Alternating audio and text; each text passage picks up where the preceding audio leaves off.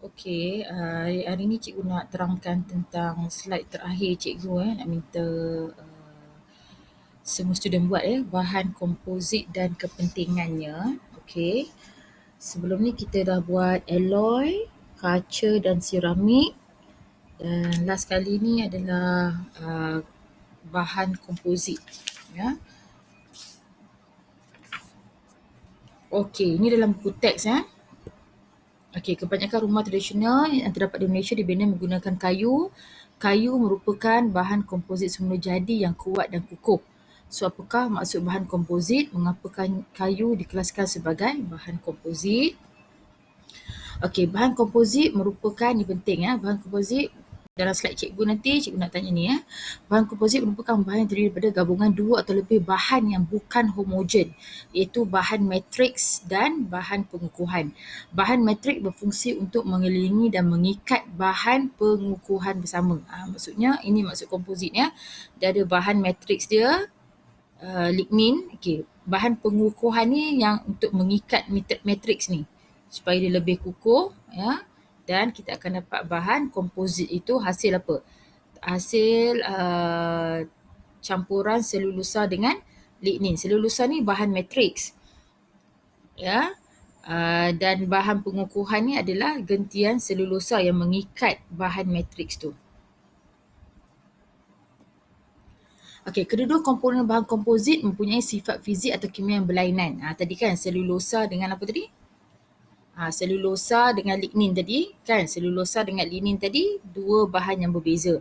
Apabila digabungkan, bahan komposit terhasil akan mempunyai sifat yang lebih baik daripada komponen asal. Maksudnya lignin tu pun ada sifat baik dia, selulosa pun ada sifat baik dia. So kita gabung dua-dua ni akan dapat sifat yang terbaik. Itu kita panggil bahan komposit. Okay, bahan komposit digunakan secara meluas dalam pembangunan dan perkembangan teknologi masa kini. Okey, konkrit ini contoh konkrit diperkukuhkan apa itu? Terhasil apabila tertulang keluli atau jejaring dawai. Ni. Jejaring dawai ni bahan pengukuhan dibenamkan ke dalam konkrit. Konkrit ni matriks. Kan? Jadi konkrit diperkukuh ni adalah hasil apa? Yang diperkukuh ni adalah hasil campuran apa? Keluli dan jejaring hasil tambah keluli dawai ini adalah matriks kan. Konkrit adalah apa? Bahan pengukuhan kan, bahan. Jadi campur dua-dua keluli tambah konkrit, kita akan dapat konkrit yang diperkukuhkan. Okey, kaca gentian pula. Okey, apa dia punya bahan matrik? Plastik. Lepas tu apa bahan yang diperkukuh? Gentian kaca. So campur dua-dua, plastik, matriks, campur kaca, bahan yang diperkukuh. So kita akan dapat kaca gentian. Okey. Okey, gentian optik pula ada 3 lapisan. Okey, 3 lapisan Okey, lapisan pertama apa? Lapisan pertama terdiri daripada kaca silika. Okey, kaca silika, bahan pengukuh dia. Okey, bahagian teras pula disebut lapisan kedua dia terdiri daripada kaca atau plastik. Kaca atau plastik. Okey, ini adalah matriks. Seterusnya lapisan ketiga pula dibuat daripada plastik. Okey, plastik pun matriks. Okey. Gentian optik digunakan untuk menghantar maklumat dan data dalam bentuk cahaya. Cahaya bergerak melalui gentian kaca, bahagian teras dia, secara satu siri pantulan dalam yang penuh. Bahan teras dan bahan matrik mempunyai indeks biasa yang berlainan, membolehkannya membawa data dalam kapasiti yang banyak dan tidak terjejas oleh gangguan elektromagnet. Bahan komposit ini menggantikan wayar kuprum di dalam kamera video dan menghubungkan komputer dan local area network. Nampak kelas gentian optik ni ada 3 lapisan itu kaca silika ni bahagian pengukuhan dia. Dan kaca plastik ni mempunyai indeks biasan yang berbeza yang membolehkan data membawa data dalam kapasiti yang banyak. Okey, kaca fotokromik pula adalah, okey, nombor satu apa? Matrix dia apa? Kaca. Matrix dia. Campur dengan, okey, bersama-sama AgCl dan silver chlorida dengan cuprum chlorida dua. Bukan cuprum chlorida, dia cuprum 1 chlorida Cuprum 1. Cuprum 1 chlorida ni bahan pengukuhan dia. So bila didedah kepada cahaya matahari, kaca fotokromik menjadi gelap. Hal ini disebabkan pembentukan atom argenta yang menghalang laluan cahaya. Apabila keadaan menjadi malap, cuprum 1 chlorida di dalam kaca fotokromik memangkinkan pembalikan proses supaya kaca menjadi loop sinar semula. So kaca fotokromik ni melindungi, so kaca ni adalah apa? Matrix. Dua bahagian ni adalah pengukuhan. So apabila didedahkan kepada cahaya matahari, okey, kaca fotokromik ni apa? Menjadi gelap. Kenapa gelap? Ada pembentukan atom argenta yang menghalang laluan cahaya. So bila malap, cuprum 1 chlorida dalam kaca fotokromik akan memangkinkan pembalikan proses supaya kaca menjadi loop sinar semula. So kaca fotokromik ni melindungi pengguna daripada sinaran UV dan sesuai digunakan untuk buat tingkap kereta. Maksudnya kalau ada sinaran tu terang sangat, cahaya matahari, kaca fotokromik itu automatik menjadi gelap. So bila keadaan dah kembali semula, cuprum bila dah menjadi malap, cuprum 1 chlorida akan memangkin dia buat proses terbalik supaya kaca tu menjadi loop sinar semula. Okey, superkonduktor pula adalah ceramic yttrium barium cuprum oksida YbCO. Merupakan bahan komposit yang memiliki sifat superconductivity selain daripada alloy. Okey, superkonduktor ni digunakan untuk umat elektromagnet, iaitu magnet superkonduktor atau supermagnet. Okey, magnet superkonduktor ringan dan mempunyai daya magnet yang sangat kuat. So magnet superkonduktor digunakan dalam apa?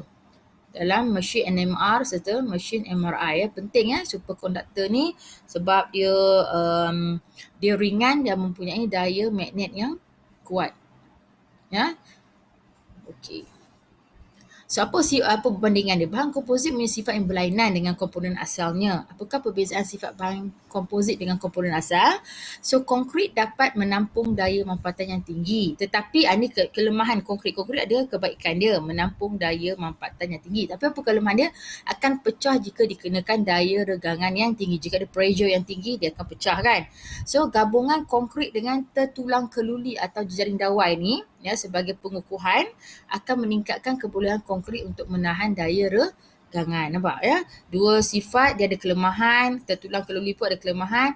So kebaikan daripada konkrit, kebaikan daripada tertulang dijadikan satu bahan, dicampurkan kebaikan-kebaikan konkrit dan kebaikan-kebaikan tertulang ni akan bergabung untuk mendapat konkrit yang diperkukuh. Tengok, konkrit ada sifat terbaik dia. Tertulang keluli ada sifat terbaik dia. Kalau dia single saja, konkrit saja, ada kelemahan, akan pecah. Kan? Jadi kena gabung. So dapat sifat-sifat yang baik ni. Okey, matrik plastik pula terdiri daripada apa? Plastik bersifat lemah, lembut dan mudah terbakar. So sifat plastik ni adalah matrix So dia akan diperkukuhkan dengan penambahan gentian kaca. So gentian kaca ni akan perkukuhkan kelemahan plastik. So kita akan dapat sifat yang baik. Okey, gentian optik juga mempunyai kekuatan mampatan yang tinggi walaupun bahan asal itu gentian kaca bersifat rapuh. So kaca bersifat rapuh. Jadi plastik dengan gentian kaca bergabung menjadi gentian optik. So dapat sifat komposit yang terbaik. Okey, kaca bersifat loop sinar iaitu tidak menyirap sinaran UV. So hablo garam argentum halida seperti argentum chlorida pula bersifat loop sinar kepada cahaya nampak dan menyerap sinaran UV pada masa yang sama. So kaca ini kebaikan dia, argentum chlorida ini kebaikan dia. So bila bergabung kedua-dua sifat baik ni, dia akan dapat sifat yang terbaik loop sinar. Gabungan sifat di sini adalah gabungan daripada sifat terbaik kaca dan sifat terbaik argentum chlorida. Okey, superkonduktor boleh mengalirkan arus elektrik tanpa rintangan. Ni yang bagus ni. Kita tak nak ada rintangan kan. Kita bagi suhu yang sangat rendah pada suhu yang sangat rendah. Manakala bahan asal bersifat sebaliknya. Itu superkonduktor. Maksudnya kita tak perlu suhu yang sangat tinggi kan. Membazir saja kan. Jadi sifat-sifat dia ni dia. Superkonduktor ada gabungan bahan-bahan asal ini, yttrium 3 karbonat, cuprum 2 karbonat, barium karbonat, oksigen karbonat digabungkan mendapat satu bahan komposit. So tiada rintangan elektrik pada suhu yang rendah. So gabungan sifat-sifat yang baik ini. Ya. Okey, so tengok di sini ya. Okey, ni maksud cikgu kita dah belajar alloy, kaca, apa korang dah buat kan alloy, kaca, seramik. So cikgu akan bagi slide yang terakhir iaitu bahan komposit. Okey, ni perbezaan dia. Apa itu alloy? Alloy terbentuk dengan menambahkan unsur lain kepada suatu logam. Kaca pula campuran apa? Silika dengan oksida logam lain. Bahan komposit pula apa? Campuran dua atau lebih bahan yang bersifat berlainan. Seramik pula dibuat daripada tanah liat, ya, iaitu aluminat, silikat dan feldspat. So ada sifat-sifat dia ya. Sifat alloy lebih kuat dan keras, lebih tahan kakisan. Kaca, luksina, ya, lengai. Boleh tengok dalam buku teks ya, ada perbezaan-perbezaan dia ni. So korang boleh tengok. Dan okey, bahan komposit ni dia lebih baik daripada komponen-komponen asal ya. Ni penting bahan komposit ya. Okey, seramik pula dia ada seramik tradisional dan seramik termaju. Okey, seramik tradisional yang terhasil mempunyai sifat yang tidak berbeza daripada sumber semula jadinya. Sifat seramik termaju mempunyai sifat khusus dan pelbagai untuk kegunaan spesifik. So seramik termaju ni lebih spesifik. Seramik tradisional ni dia mempunyai satu sifat yang tidak berbeza daripada semula jadi. Maksudnya yang asal punya seramik tradisional. Ya, okey, lengkapkan Google Classroom cikgu.